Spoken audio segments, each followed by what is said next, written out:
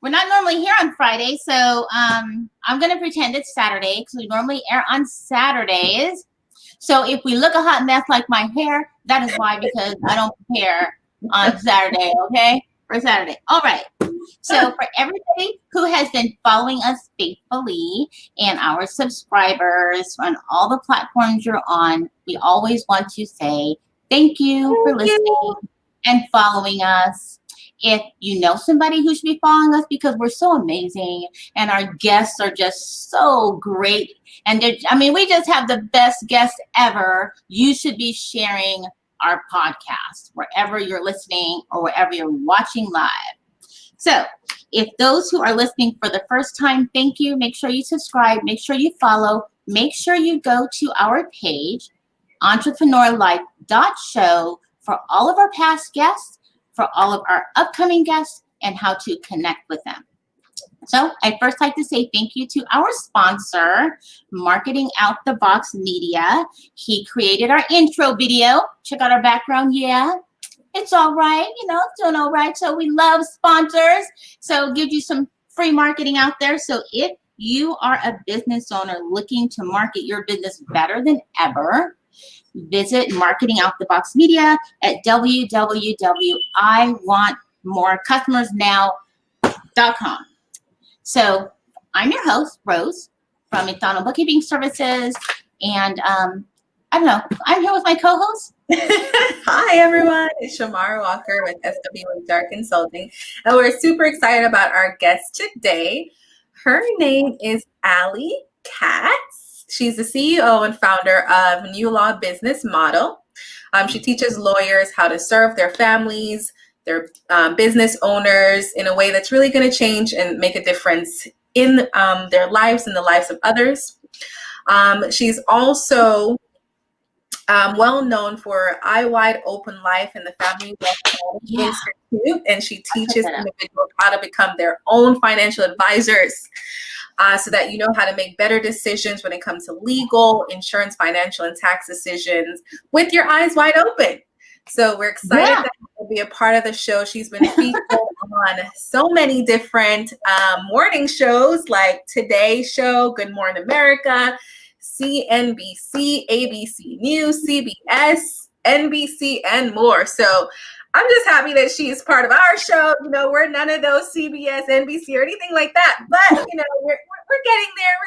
We're getting there. So super excited to have her be a part of this. So let's welcome Ali Katz to Entrepreneur Life. Woo! Yeah. It is great to be here. And I'll tell you, I like being here better than on all those shows because I get to show up with my natural hair too. I love it. So, I was very excited, not just because this is a ladies' weekend. Our guests Friday and Saturday are all ladies, really great ladies. And then I saw you, I started researching. I'm like, oh my God, people that we've connected with, and they have spoken so highly of you. So, I was hoping that maybe you can kind of just tell people a little about yourself before we get into the questions. Sure. Well, I love that you've got my website up there on the screen. I'm like looking at myself as I'm talking. So that's me, Ali Katz, and I do a couple of things. One is, as you mentioned, I do train lawyers on this new law business model, and a couple of the lawyers that I have trained, and so you've gotten to experience that. And I'm sure as a consultant and a bookkeeper, you see all the ways in which lawyers are not really serving their clients. So you see when they set up a business entity for someone, and then they don't give them any guidance on how that business entity should operate. They're not preparing them for the eventual conflicts that are going to come. They're not doing the things that they need to do to actually help their business to grow. And so You're preaching right now. You are preaching about something we talk about often. All the time. Yeah, it's a big problem. And I saw it in my own reality when 20 years ago I came out of law school and I went to work at one of the best law firms in the country. And I thought, okay, great, I'm going to be able to make a real difference in my clients' lives. And then I saw that the way that we were serving, not the big corporations, right? The big corporations, they were getting all the goods. But all the bells and whistles, huh? yeah, but the way that we were serving the individuals, the families, and the small business owners was not truly serving them. And so I left the big law firm and I went out and created my own law practice and built that into a very successful business. Over just 3 years, built it into $1 million business. And then had created a second $1 million business before I realized that I was financially illiterate. I was really good at passing because I was making all this money. But the truth is that I was really financially illiterate when it came to how to take care of that money and how to take care of the people as well, right? Because in order to achieve any sort of a big vision, it really requires us to be able to work with a team. Right. And nobody had ever taught me that, especially as a lawyer. And I was also having to compromise so many parts of myself along the way. And so I actually walked away from all of it. I gave it all up. This was back in 2010, 11 timeframe. I moved to a farm for a year. I actually filed bankruptcy and said, you know what? I'm not going to do business anymore. Forget it. This is no good. I don't want to do business. Even though I can make a lot of money, I don't want to do it. I just want to go live on a farm and do what I would do for free. And while I was there, what I discovered is that I was just running away from reality. I was indulging that escape fantasy that many of us have when we are in business for ourselves. that wasn't going to be it. Really, what I needed to do was get really financially literate and really understand how to make my decisions about the use of my money with my eyes wide open, how to build a team, how to use my team resources, what I call time, energy, attention, and money. And so I was able to, as a result of that, build some really key foundational systems and to clear the programming that had been driving me, that drove me to all of those, successes of the best-selling book and appearing on TV and all of those things, and create some new models where we can have a great life, have a great income, be in true service to our clients, be in great service to our families, be in great service to ourselves, and do that with our eyes wide open. And so today I do train lawyers on those new models so that they can work with the families and business owners that they serve in a truly meaningful way that's fulfilling and allows them to have lives and law practices that they love. And then I also teach those models to families and business owners who need to get financially literate. Something's happening. Somebody calling you? Yes. Sorry about that. That's okay. And really make sure that everybody that is seeing all of the things that are happening out there in the world aren't a victim to these old systems that simply do not work, that simply do not serve us, that are simply creating more wealth inequality, but can step into what I call empowered sovereignty and make good decisions. I noticed you I read a few things on you, and I see it seems like you kind of combine a lot of like with energy and spirituality, and I guess that's kind of like a base of where you have to be to get to be making the right financial decisions or decisions in any form, I guess.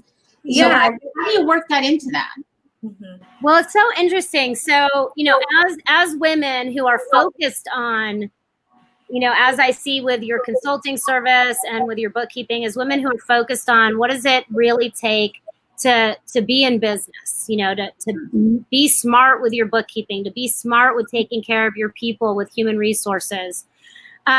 What I find is that a lot of the times the reason we do not do that, the reason that we do not have legal, insurance, financial, and tax systems in place is because of our disconnect from our insecurities, because of the false programming that we've been conditioned with that tells us, oh, I don't need to set up good legal, insurance, financial, and tax structures. Oh, that doesn't apply to me. Oh, I don't even know what that is. So I'm going to find a reason not to do it. And then inside we're wondering, why am I not living out my full potential in the world? Why is my business not having the impact that I want? Right. And if we can look at these really practical 3D structures and systems of legal, insurance, financial, and tax systems, it will actually allow us to do our spiritual work, not just in words, not just in platitudes, but actually in action. Yeah. So how do how does someone get started in understanding that foundational theory in order for them to kind of drive into those other things that, make you a successful business? Well, I do see business as one of the greatest paths to personal growth, right? Business, parenting, and relationships. Yeah, definitely. Right? So you're going to have to face all your stuff. Right.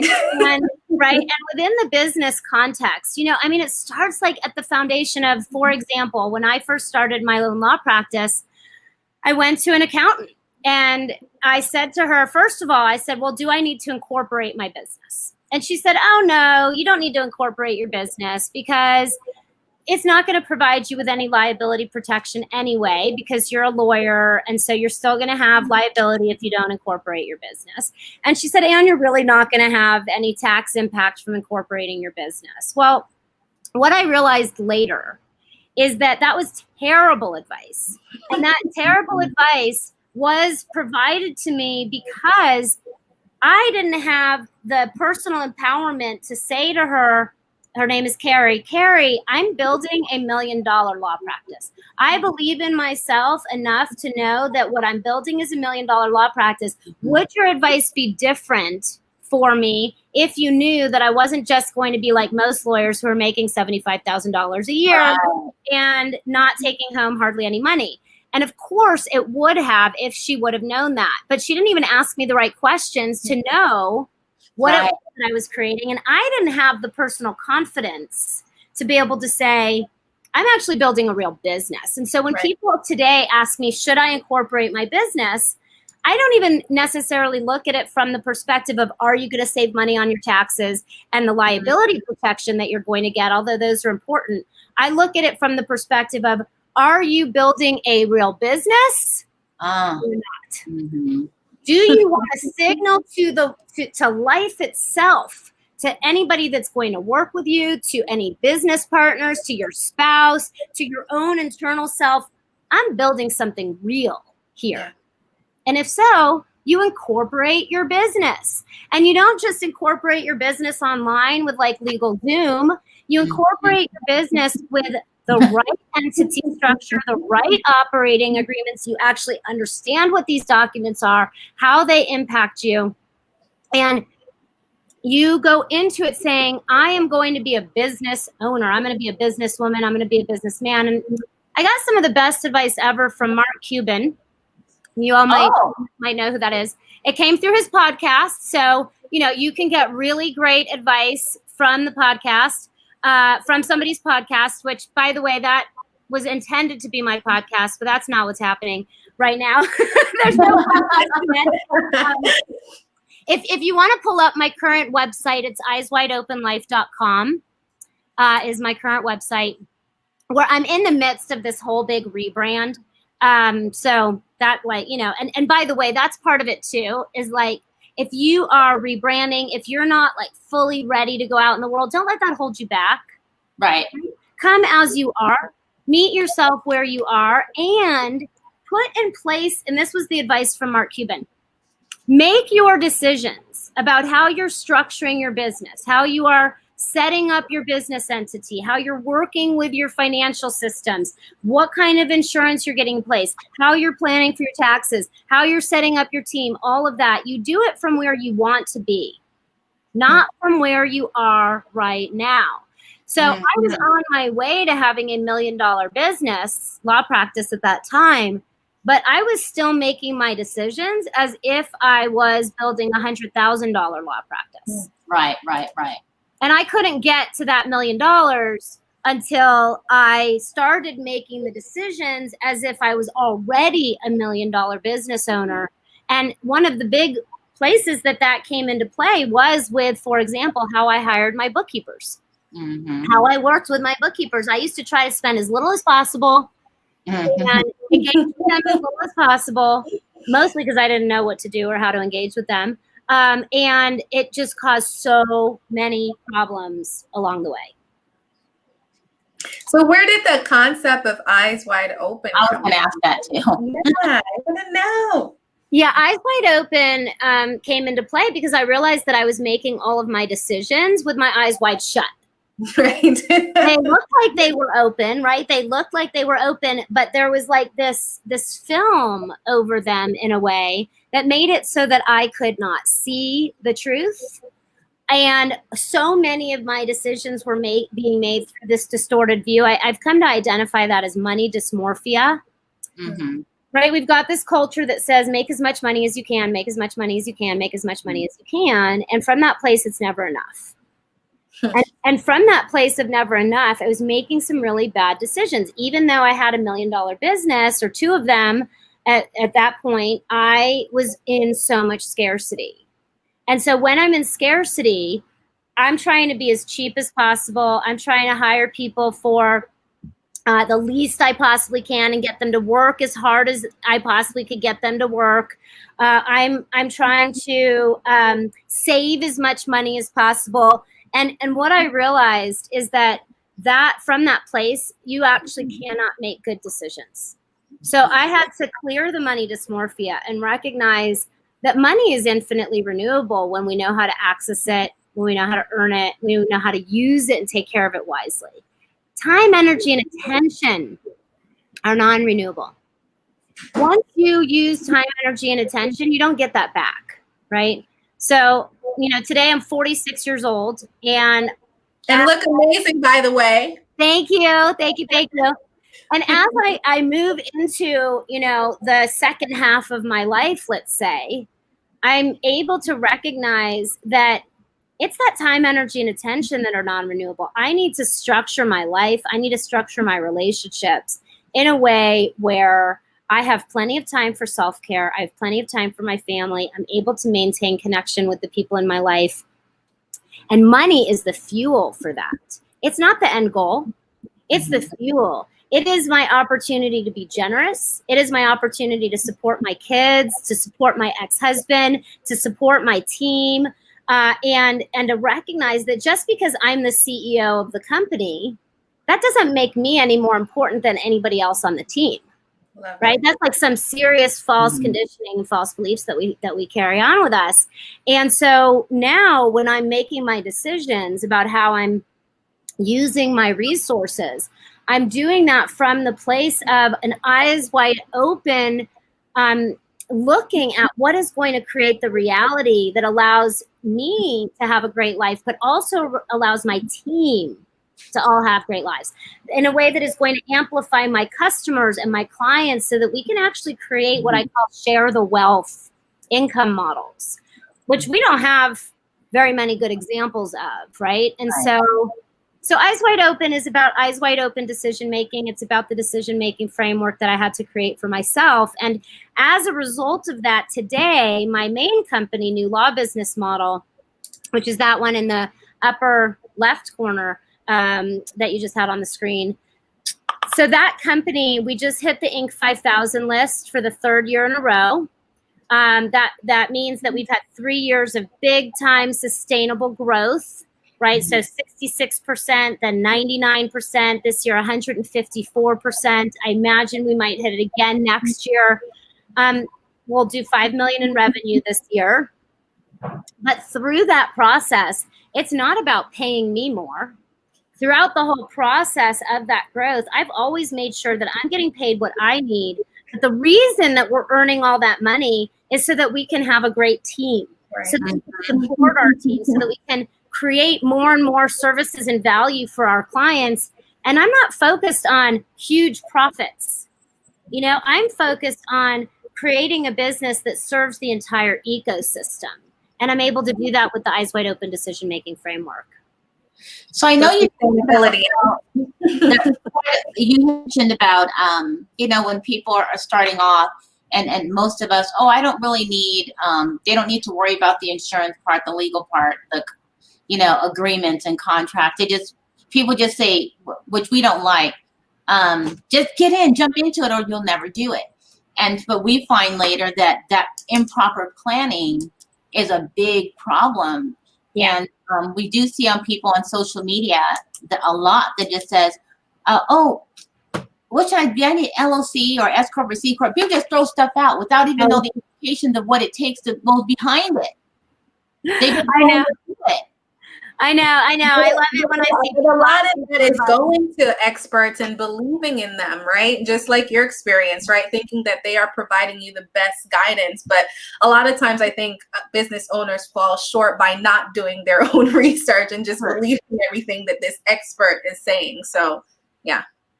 Yeah, so I created an assessment actually that will help people to know if they are making eyes wide open decisions or if they're making those eyes wide shut decisions. If you go to eyeswideopenlife.com/assessment, you'll see the 20-point assessment for looking at your own knowledge and your own understanding of the legal, insurance, financial, and tax systems that you need to have in your business.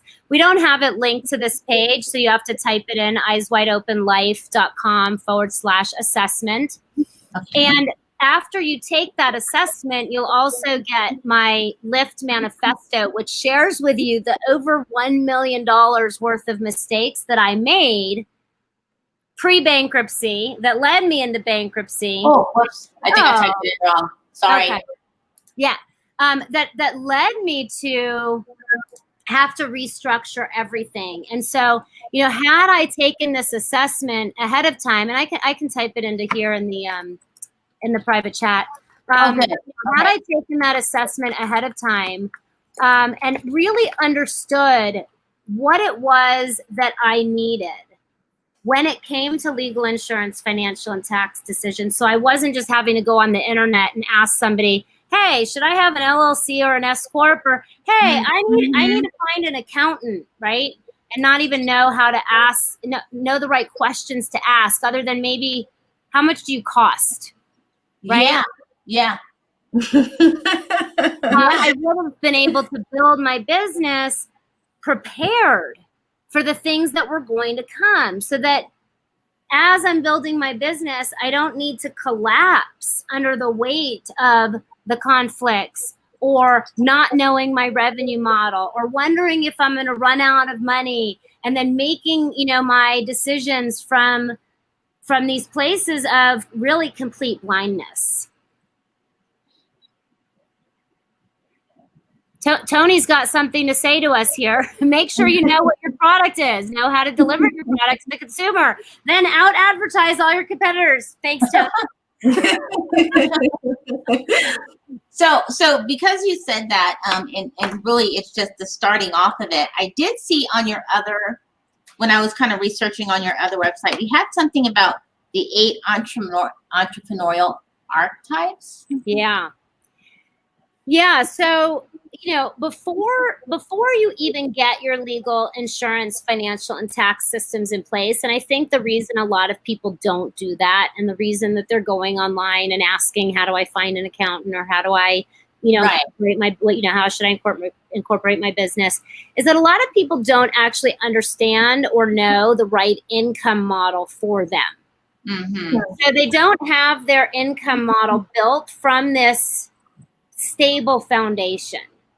Right. And so it's really hard to make good decisions when, you're like this or like that, instead of right from this like stable foundation. And if you're listening to this on audio and you can't see me, hold your arms up, put your fingers together, build this stable foundation, and understand that really your first step, if you're going to be in business on your own, is to be clear about the right income model for you, and to make sure that your income model truly meets your needs. And that does start with knowing, how much do I need to make on a monthly basis? Mm-hmm. How much do I need to take out of this business every single month? And I don't mean like, I need to make $1 million, or I need to have $1 million because that's what it'll mean to be successful. I mean, like, what is the minimum that you need to take out of your business every single month, so that you are not making your decisions from a place of not enoughness, from a place of scarcity? And how can you take that money out of your business, by the way, in the most tax advantaged way, right? Super important. And then what is the right income model for you based on the reality of how much time you have available to serve? What are your natural gifts, skills, and talents, and how are you going to leverage those? So a lot of times I'll talk to people and they're like, these 8, for example, these 8 entrepreneurial archetypes, there is the star and the sage version of each one of the archetypes, the star and the sage. And then there's 4 archetypes, sub-archetypes within that. The supporter, the guide, the connector, and the creator. And these entrepreneurial archetypes are not about who you are. They're about the revenue model, the income model that you're going to leverage on your path of growth. So, for example, before law school, I started out as a sage supporter income model, where I'm working in a law firm and I'm getting paid to be like the file clerk, sage supporter, where that could be like a virtual assistant model, where you are one person and you're working behind the scenes in somebody else's business and you're getting paid for that. You've typically got a job, but you could also do that as a business, right? Sage supporter model. I started off there. Then from there, when I graduated law school and I'm creating my own law practice, I'm moving into the sage guide model. 1-to-1. I have a practice.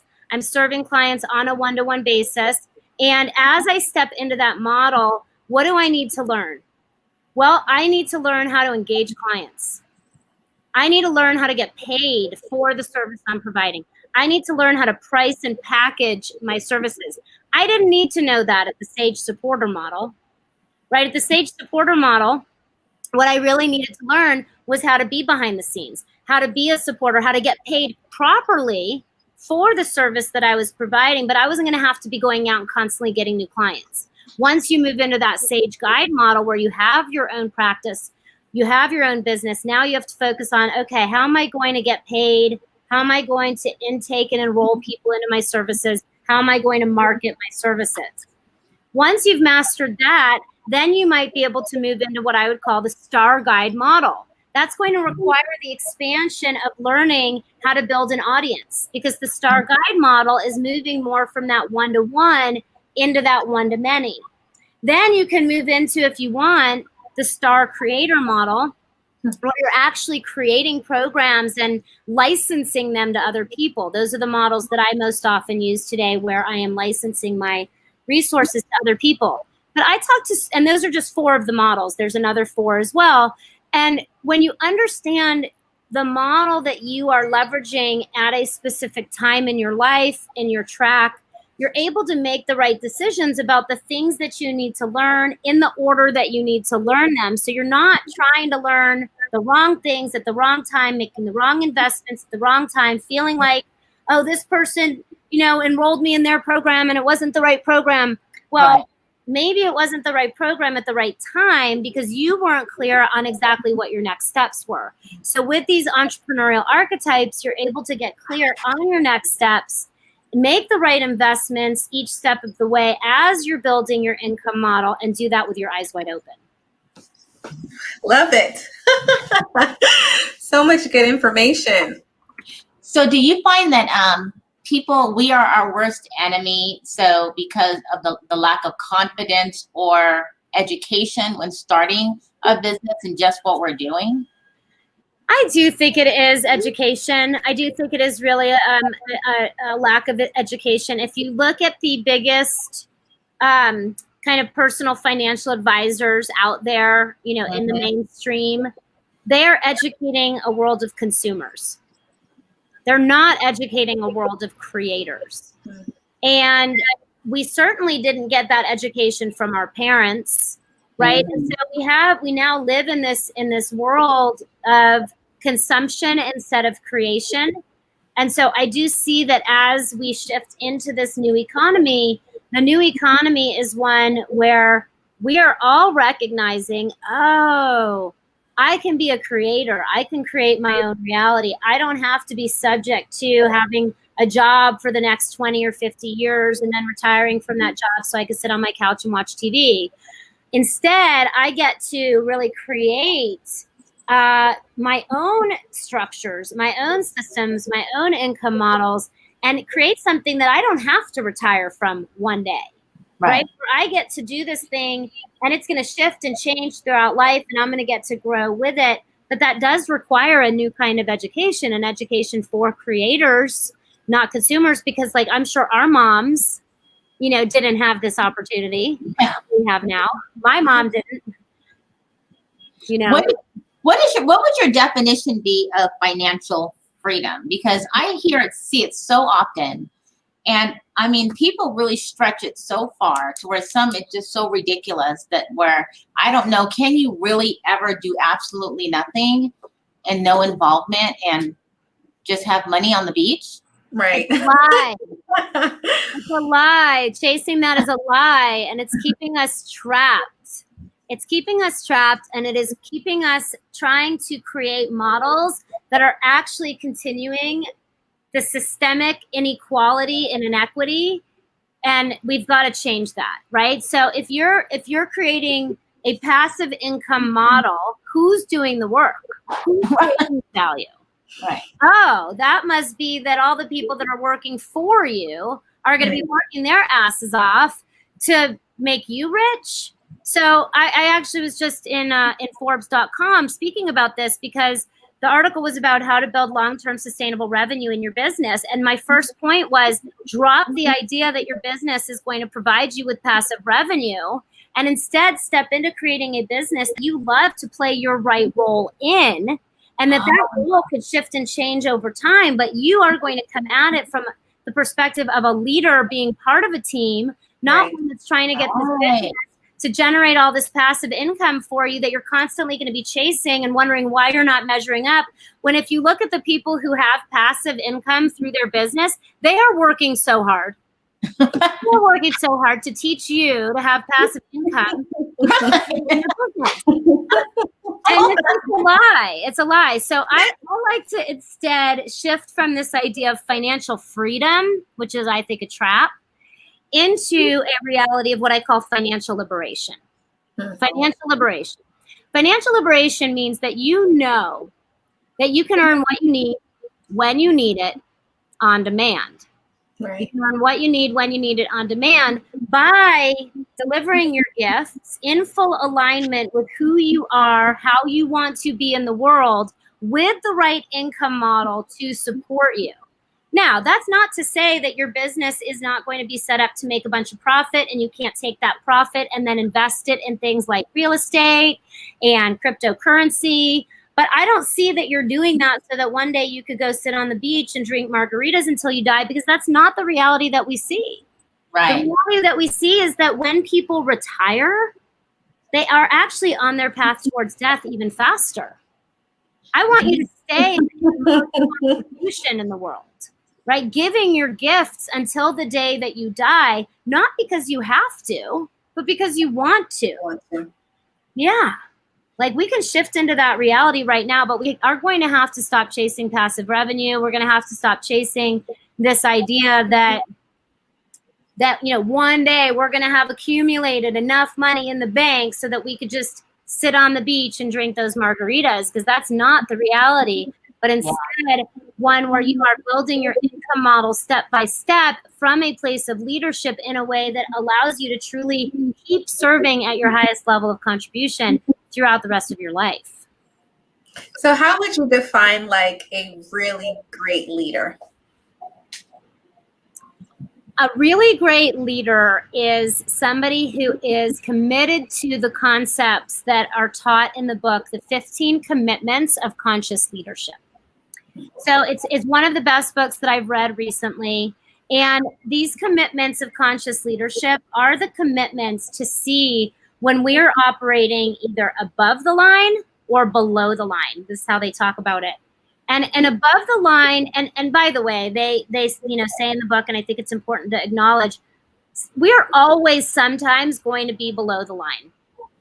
The greatest leaders are those that are able to acknowledge when they are coming from a below the line place, take responsibility for it, and show up with full accountability to say, I am so sorry. I was operating below the line. I got caught up in my fear or my stress or my anxiety, and I made a decision where I operated in a way that I'm not proud of. And I'm committed to coming back and doing better and truly showing up from this above the line way. Now, what does it mean to show up above the line? It means that we show up to every moment from a place of curiosity, from a place of wonder, from a place of learning, growth, and evolution.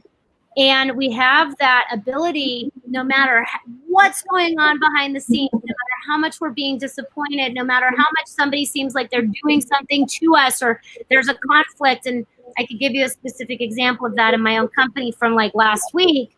We're approaching it from this place of like, I wonder what there is for me to learn here. I wonder what there is for me to see about where did I create this reality? What can I learn so that I can do this better next time? And it showed up in my company last week. So last week I just got to plug my computer in here. Last week we were going for a deadline where we had August 12th, we had to launch a big thing. And 2 weeks before, when I saw it, it was a big migration of all of our curriculum. We have like over 1,000 pieces of curriculum in our old system. We want to get it into our new system. We're enrolling a whole new group of members in our program, and we want them to come into the new system and not the old system. And 2 weeks before, so right at the beginning, August 1st or so, I see what's happening in terms of what the user interface is going to look like. And I'm like, nope, we're not going to be able to do this. It's not on track the way that our users are going to interface with this curriculum. And my project manager was super angry, like really, really, really super pissed off, angry.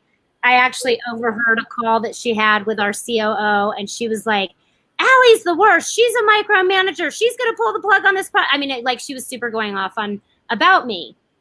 In the past, before I was a good leader, I would have heard that and gotten hurt.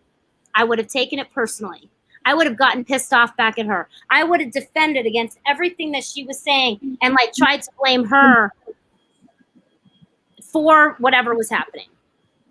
That is not good leadership. Good leadership to me looks like being in the curiosity of, I wonder how we got here. Right. I wonder how we got here. And wow, she's really angry. And I hear her anger and upset because she's been working really hard to get this ready and it's not going to launch. And so I, as a good leader, need to make space for her upset, not take it personally, approach it from curiosity, and also stand in the knowing that we weren't launching. It was, and it's okay. She was upset. She was rightfully upset. And even though she was saying all these things about me, it didn't matter because that's fine. Let people on my team vent about me. That's kind of partially my role too, is to be the bad guy in a way and still make the right decision and still make space for, I understand you're upset. It makes total sense why you're upset. Let's look at the root cause of what happened here. Oh, there was a miscommunication at the inception of the project. And we can fix that miscommunication for the future and keep moving forward.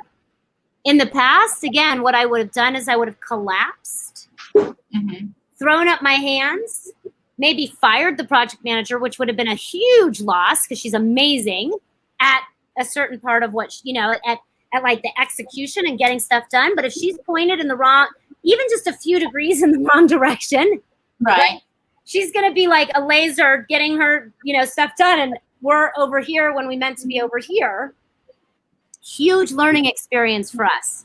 We need to make sure that when we are pointing this project manager in the right in a direction, it is the right direction because she is going to get there no matter what.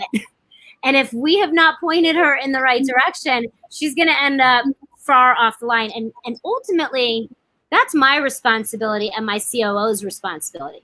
We set the vision. We set the vision, and we have to take responsibility for that. We have to take accountability for that, not defend against it, but approach it with curiosity and what can we do better next time?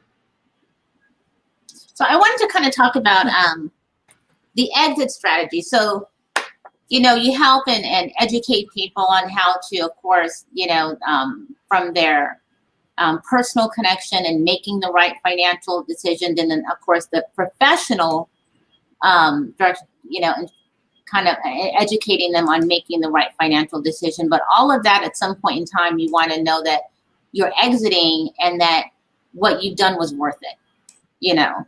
Yeah. So, yeah. how do you know when the right time is, or even if you have, like, things they should be looking in that succession strategy? I mean, do we all have to leave our stuff to somebody? Can't we just be happy that, you know, we did okay? You know, does there have to be leave our business and money to our kids? I mean, I'm just saying, and that makes it successful. I have a really interesting take on inheritance, you know, because I am an estate planning lawyer by training, and I train estate planning lawyers, you know, across the country now. And, you know, the old model of estate planning, and one that is still important, is to leave our assets to our kids when we die. To leave our assets to our kids when we die. And one of the things that I am working into my own life and into the new model of how I am working with the lawyers is actually to look at how can we create collaborative structures with our kids while we are alive. While we are alive, and not wait until we die to pass on what we create, Right. but to actually start to invest in our kids wisely now, so that as a whole family, we can make great decisions. As a whole family, we can make great decisions together. So, for example, you know, my mom has invested in me and in my businesses. Now, my mom is not wealthy. She's an art teacher. She's been an art teacher for 20 years. She has only like $200,000 in her retirement account. But my grandmother left her about $135,000. We put that $135,000 was like in the stock market. For 4 years, we didn't look at it. Over that time period of that 4 years, as the stock market was going up, my grandmother's accounts were going down because nobody was paying attention to them. It was such a loss. We were all so upset. So I went to my mom and I said, Mom, instead of having this money invested in the stock market, why don't you loan it to me? Why don't you loan it to me and I will pay you 7% interest on this money. That's more than you're going to make in the stock market safely. That's more, you know, that's a safe 7%. And I'm going to pay you that 7% for the rest of your life. Wow. Right? Wow. And then I was able to go back to my mom. She had another $60,000. Anyway, it was ended up being a total of $135,000. I think it was $75,000 from my grandmother and $60,000 from something else. I was able to go back to my mom later and say, put the rest of this in me. Now I'm going to give you 10% because interest rates were, you know, up a little bit. My business was doing better. So now I pay my mom $1,000 a month for the rest of her life to invest in my businesses. Now, where that started, by the way, is I went to my mom and because I had ruined my credit score because of the bankruptcy, and now I was kind of back, you know, I was back on my feet. My business had been built again. I rebuilt my self-trust. I built my systems. I knew that I was financially literate. I felt good about it. And I went to my mom and I said, Mom, I want you to invest in me, but I want you to use an asset to invest in me that you're not using right now. And at first she said no. And then she said yes. And what I asked her to use to invest in me was her credit score. Her credit score for her entire life. She's got like an 850, right? And so I said, Mom, you can get business credit. And business credit is awesome because it doesn't report on your personal credit score as long as the payments are being made. And so that means you can max it out with no impact to your personal credit score. Whereas if you get personal credit cards and you go over 30% on any one card or overall, it starts to impact your credit score. Right. So I go to my mom and I said, Mom, let's go into business together, basically. You use business credit, get business credit at 0% financing, all of that. We ended up getting almost $200,000 of business credit through my mom's credit score that I was able to invest in my business. Wow. So I don't think that we should be waiting until we die to pass on what we have. I think that what we should be doing is working with our parents while they're alive, working with our adult kids when they become adult kids, to see our resources as family resources, to build the self-trust in ourselves that we would need to be able to do that. Because the truth is, I would not have asked my mom to invest in me until I had built all the self-trust that I needed to know that I was not going to screw up her credit score, because her credit score is so important to her. And when I first asked her, she's like, "Oh, honey, I don't know, because, you know, you filed bankruptcy." And I said, "I get it. I understand. I know why you wouldn't, you know, why you would be afraid. I get it. It makes total sense. And here's all the things that I've learned and done as a result of that bankruptcy. And I want you to understand that I'm here for you to take care of you through the rest of your life. And the truth is, you don't actually have enough money to take care of yourself through the rest of your life because you've been a teacher for 20 years and you know, there's just, you're going to outlive the money that you've saved. I'm your best investment, Mom. Investing in me is investing in knowing that I am going to be able to show up and make sure that you don't have to go into a retirement home or a nursing home or get on Medicaid, that I'm going to be able to be here to have the resources that are necessary to provide for home health care if you need it. You know, to be able to take care of you no matter what happens through the rest of your life. And that, I mean, that's changed our relationship in incredible ways. It's just really been amazing, and so much better than just waiting until she dies to receive whatever might be left at that point. Now we get to have what I call karmic reward. It's so good. Oh, I love that. Something to think about for sure. So how often would you say that, you know, we have a trust and, you know, we haven't looked at every 3 years or any time that we make a major change? Like when, of course, I changed my business structure, then we had to change that. Yeah. And we have a home in Texas, so then we had to find an attorney in Texas to incorporate what we did here. But maybe you can kind of advise our listeners, like, you know, how trust really work and how often they should look at it and change things. Yeah. You know, I mean, I wouldn't know unless I started following people, and I'm a person that's very inquisitive. So yeah, I look at everybody's stuff and ask myself questions, you know, do I need it? Well, yeah, I think that's the question number one. Like, why is it important to have it? Yeah. So the very first thing that I did when the pandemic hit in March is I said to myself, okay, what is my family going to need if I get sick? What is my family going to need if I die? And I already have my estate plan in place because, you know, I'm an estate planning lawyer, all of that. But I realized that what was missing from my estate plan, because I did it some time ago, is an updated inventory of what I have, where it is, and how they would find it. So I went online and I created a way for people to create the one thing that is the most important thing that they have to have no matter what. And I call it a personal resource map, and it's at personalresourcemap.com.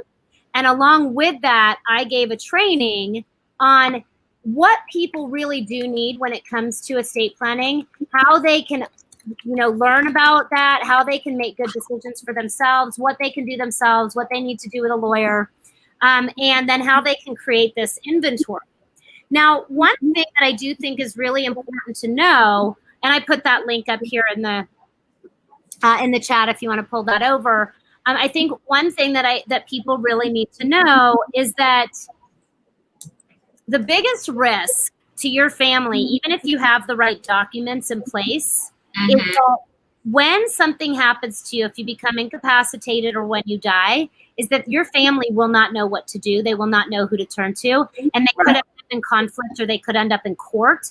And there's so much abuse through our court system if somebody gets stuck in the court process. And so my hope is, and the reason that I train lawyers throughout the United States is because my hope is that everybody does have that's me and my daughter.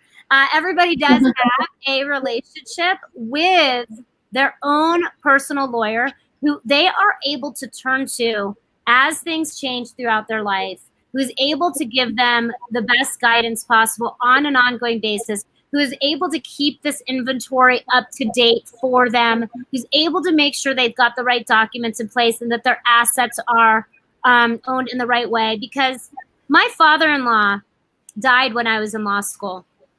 He had spent $3,000 on an estate plan with a lawyer. And he had done that because he wanted to keep us out of court and from having to deal with his ex-wife. And then all of a sudden we're in court and dealing with his ex-wife. And I thought for sure that lawyer must have committed malpractice. Right. And I could not understand, okay, what? Well, maybe I just don't understand something is what I thought. Then I go to work at the best law firm in the country, started by Charlie Munger, Warren Buffett's personal lawyer. And we are doing things at that law firm exactly the same way that lawyer did things for my father-in-law. And I'm like, wait, something is seriously off here. We're putting in place documents for people, and then they take those documents, put them on a shelf or in a drawer. They never look at them again. They don't get updated. Their assets are not owned in the right way. They die, and their family is stuck in court with a big mess.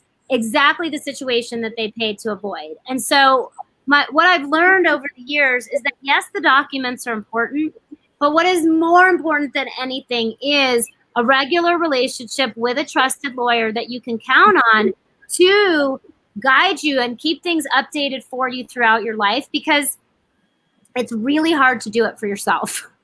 It's like the biggest thing that we procrastinate, because it's the thing like that's going to be there when we die. And we never want to think about that we're going to die. We're never going to die tomorrow.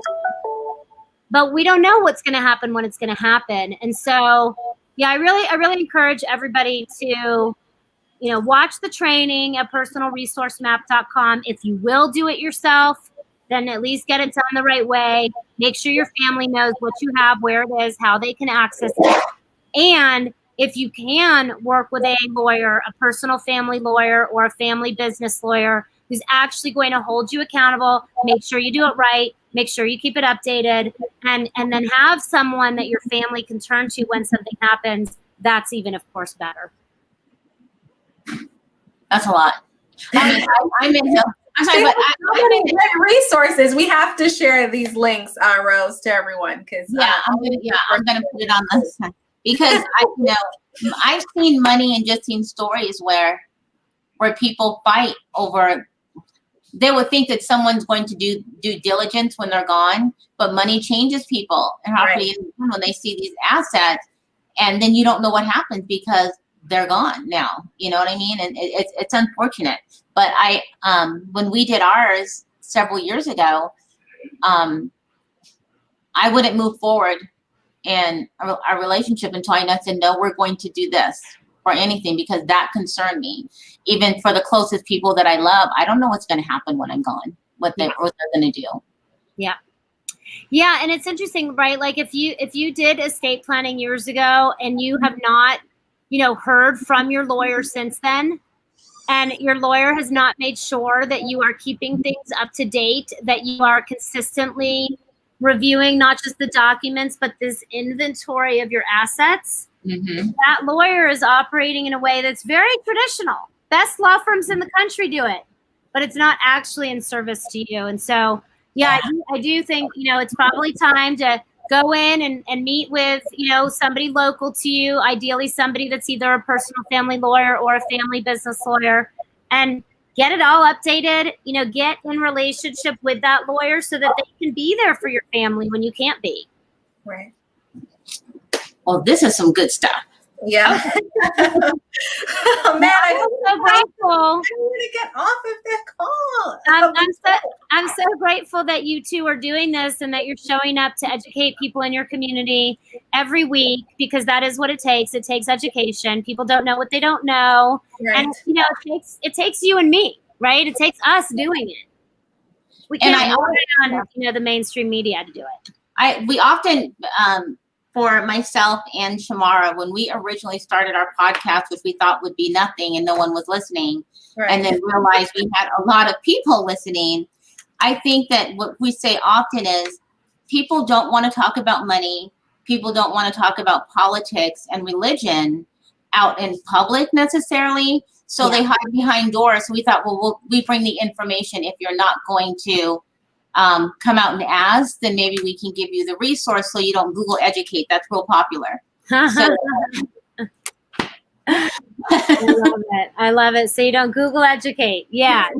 Don't Google educate or Facebook educate. Like, that's the education and support that you need so that you can make eyes wide open decisions and trust yourself. Well, I want to say thank you so much for being a part of our show, Allie, because it looks like it's time to wrap up, unfortunately, and I don't want to. Thank you again for sharing all of your wisdom, all of your knowledge. Please tell everyone how they can get a hold of you. What's the best way to reach out to you to get some of these resources? Because it's super helpful, very knowledgeable, and I think that everyone can benefit from it. Right. Well, you heard me share a lot of links today. So it starts with, if you want to take the LIFT assessment at eyeswideopenlife.com/assessment, that's going to focus on the legal, insurance, financial, and tax parts of your business. Or if you want to focus more on the personal, the family side, we've got personalresourcemap.com. In all cases, it's going to probably lead you into our Eyes Wide Open Tribe, which is a private group that we have on Facebook. And for some of you, you want to, go into our membership. We have a membership where we support people to make great decisions each step of the way. And that's, you'll be able to see that at eyeswideopenlife.com/the membership. So lots of ways for y'all to get support and to keep taking those next steps towards eyes wide open decision making, whether you're just starting out, you want to figure out where are the holes in my legal, insurance, financial, and tax foundation, or you want to make sure you at least have everything together for your family, or if you want the real step-by-step guidance and support to actually keep moving things forward through the membership. We'll be able to meet you wherever you are. Well, great. Thank you again. And I want to say to all of our listeners who have been tuning in, watching live, or either listening on your very favorite podcast, you can always hear the replay by going to our show page, entrepreneurlife.show, and then you can hear it on your favorite podcast channel or watch it live on YouTube or Facebook. And again, we want to say thank you so much to our sponsor, Marketing Out the Box Media. So make sure you check him out. And we're going to see you guys. We have a great show tomorrow, Saturday. Back-to-back ladies. Yes. Thank you again so much, Allie, for being a part of the show. And subscribers, just follow us. Keep following us and get some more information, great information from all of our guests. So thank you again. Thanks, everybody. Bye. Bye.